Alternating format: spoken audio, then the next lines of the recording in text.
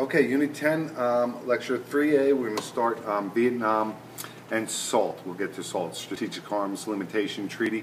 Before we get into Vietnam, and then I just want to talk quickly about the Cold War being a major foreign policy issue in every presidential election between 1948 and 1992. It's a huge preoccupation with American politics, okay? Another thing I want to talk about that I probably didn't mention yet is the Cold War.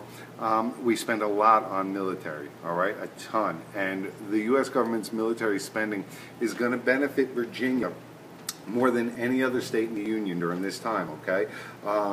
National defense spending especially helps the economy of two areas in Virginia, Hampton Roads and Northern Virginia. Hampton Roads was home to several large naval, Army, and Air Force bases, as well as the Newport News shipyard, and Northern Virginia is going to be the site of the Pentagon, important military bases, and many private companies that contracted or do business with the Department of Defense. Okay, so I want you to remember that it's a key SOL. Virginia does better than any other state in the Union because of the Cold War. All right, Vietnam War now. It's going to be fought in Southeast Asia. It's an extension of our containment policy. It's going to last at least, we're going to put it from 1956 through 1974. Over 2 million civilians are going to die in Vietnam, and over 54,000 U.S. soldiers are going to die there. And at the end of the day, we lost in Vietnam. Okay, 4 American presidents are going to be involved with the Vietnam War. Eisenhower, JFK, LBJ, and Nixon. Okay, and I have a map up there for you. I'll keep up, and that's a picture of the Vietnam War Memorial, something they like to show on the SOL. I want you to be familiar with what it looks like. Okay, let me get your whiteboard up, and we'll go through this quick. American involvement in Vietnam reflects the Cold War policy of containment of communism. We want to keep communism where it is, okay? After World War II, Vietnamese nationalists in the French colony of Indochina fought for independence from France. So Vietnam was part of French Indochina, a French colony. The leader of this Vietnamese independence movement is a communist named Ho Chi Minh. Because of Ho Chi Minh's communist beliefs, the United States supported France's attempt to keep Indochina as a colony after the war. After Ho Chi Minh's forces defeated the French army, France withdrew from Indochina, and Vietnam was divided into communist North Vietnam and non-communist South Vietnam. Okay, I want you to remember one big difference between Vietnam and Korea. Today there are 2 Koreas divided on the 38th parallel and 1 Vietnam that's communist. Okay?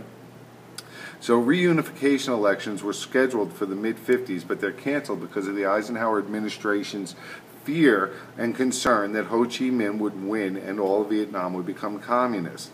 So beginning in the 1950s and continuing into the early 1960s, the communist government of North Vietnam attempted to install through force, through insurrection, a communist government in South Vietnam. The U.S. then is going to help South Vietnam resist these North Vietnamese efforts. The Viet Cong, Viet Cong are Southern revolutionaries who formed the National Liberation Front and fought for the reunification of Vietnam under Ho Chi Minh's rule, under communist rule. To counter North Vietnam's efforts in the South, the Eisenhower administration sent massive amounts of economic and military aid to the South Vietnamese government. The U.S. was involved in Vietnam because of the domino theory, the belief that if one nation fell to communism, then its neighbors would soon follow. So the American buildup in Vietnam began under President John F. Kennedy. The Kennedy administration increased the number of American military personnel in South Vietnam from 1,500 to 16,000. There's still special forces, A-teams, advisors we'll call them, okay? President Kennedy, who is a World War II veteran, is assassinated in 1963 in Dallas, Texas. This event's going to shake the nation's confidence and begin a period of internal strife, conflict inside of America, and divisiveness, especially spurred and brought on by the divisions in this nation over our involvement in Vietnam.